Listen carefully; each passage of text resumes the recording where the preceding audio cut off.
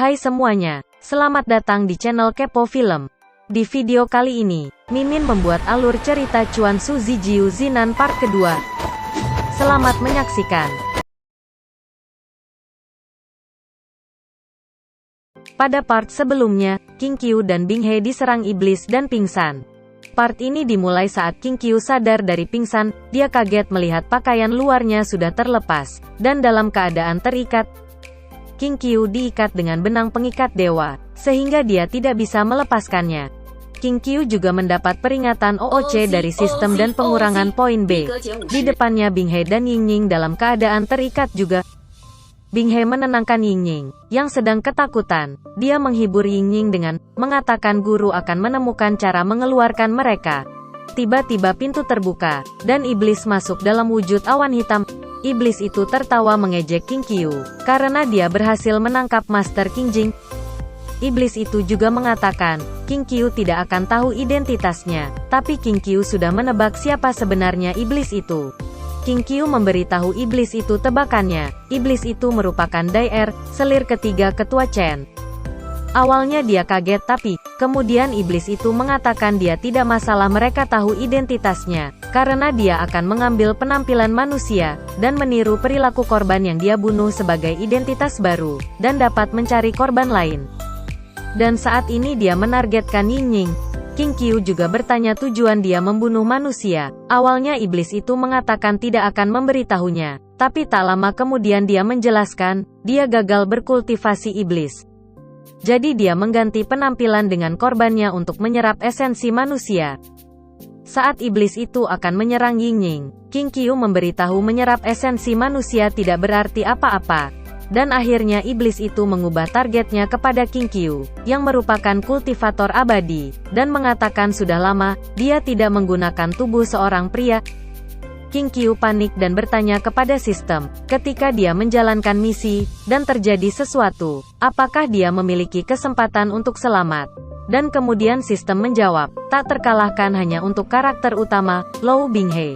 Untuk menyelamatkan dirinya, dia memanfaatkan hak istimewa milik Bing He, mengatakan tubuh Bing He lebih baik darinya. Dan iblis itu pun, kembali mengubah targetnya kepada Bing He. Dan benar saja, ketika iblis itu hendak menyerangnya, tiba-tiba petir menyambar balok kayu di atap rumah, mematahkannya sehingga balok kayu itu jatuh tertimpa iblis itu. Dan entah bagaimana, Bing He bebas dari benang pengikat dewa dengan mudah. Saat iblis itu berdiri, dia menuduh King Qiu sengaja membuatnya tertimpa balok. Saat mereka sedang berbicara, Bing He diam-diam menyelinap di belakang King Qiu, dan melepas pengikatnya. Kemudian King Qiu menyerang iblis itu menggunakan keuatannya. Sistem memberitahu misi selesai, dan King Qiu dapat membuka item level tinggi. Dia juga mendapat penambahan poin, dan membuka fungsi OOC. King Qiu memiliki kendali penuh atas kepribadian Shen King Qiu. King Qiu juga mengatakan kepada Bing He, bahwa Bing He tak terkalahkan sehingga hidupnya tidak akan dalam bahaya. Bing He sangat senang mendengar ucapan gurunya. Karena misi sudah selesai, akhirnya King Qiu dan murid-murid kembali ke puncak King Jing, dan disambut oleh King Yuan. Setelah King Yuan memeriksa kesehatan King Jin dan mengatakan dia sudah membaik, King Jin memberitahu, dia akan berlatih dan meditasi di Gua Lingqi selama 3 tahun. Ketika King Qiu akan pergi ke gua, dia menghampiri Bing He yang sedang berlatih, dan memberikan buku panduan kultivasi yang baru, karena buku panduan yang sebelumnya, diberikan Shen King Qiu yang asli adalah buku panduan palsu. Bing He sangat senang saat menerimanya, dia berpikir gurunya sengaja membuat buku panduan khusus untuknya. Akhirnya King Qiu memasuki gua, dia melihat banyak goresan pedang di dinding gua dan banyak darah. Saat King Qiu mulai bermeditasi, terdengar suara ledakan kuat yang mengganggu konsentrasinya. King Ju memutuskan untuk menghampiri suara ledakan itu, dan melihat pedang yang tertancap di dinding, dan seorang kultivator yang menggantung di langit-langit gua. 力通剑身，意在洞前。掌劈！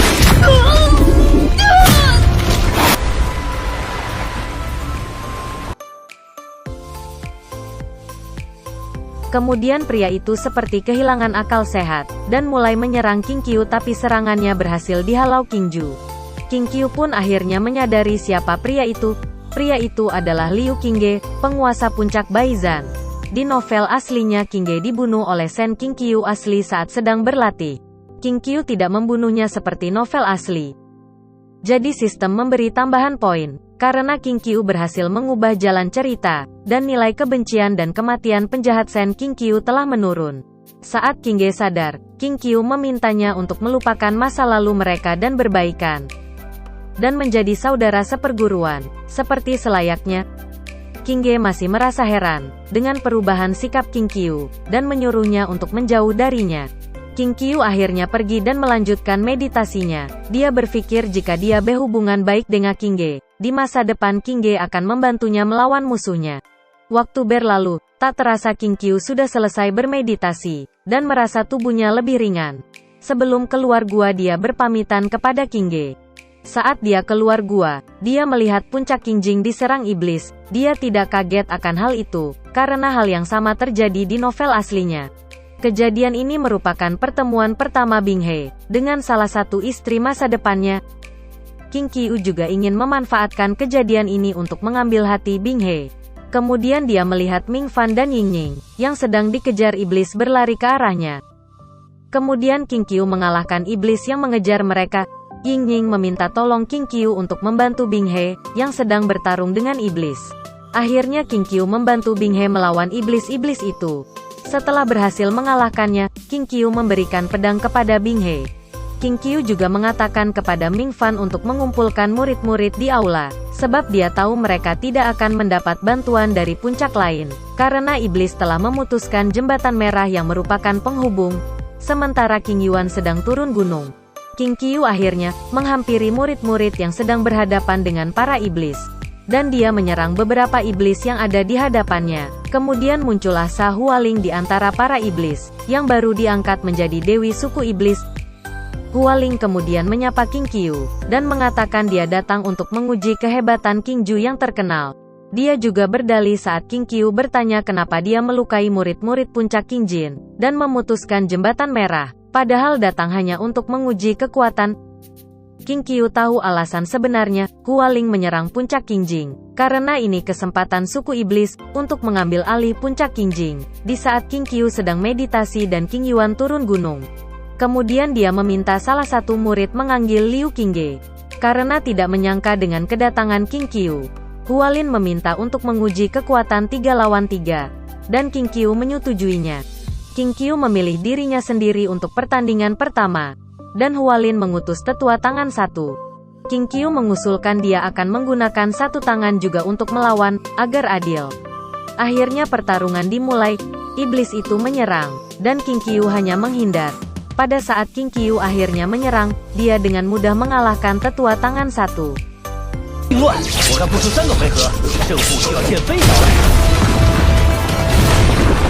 Sistem memberitahu tentang penambahan poin. Karena kemenangan Qingqiu sangat senang, tapi kemudian berubah menjadi gusar, karena sistem mengatakan, Bing He tetap harus mengikuti pertandingan seperti alur novel yang asli. Kalau tidak poin kepuasan dihapus dan Qingqiu langsung mati. Padahal sebelumnya Qingju sudah memutuskan untuk tidak melibatkan Bing He dalam pertandingan. Teman-teman semuanya, ini adalah part kedua dari film Chuan Su Zijiu Zinan yang Mimin rangkum. Nantikan part-part selanjutnya. Apabila ada saran, kritik, dan ingin Mimin membuat alur cerita film lainnya boleh komen di bawah. Jangan lupa like dan subscribe. Sampai jumpa di video selanjutnya.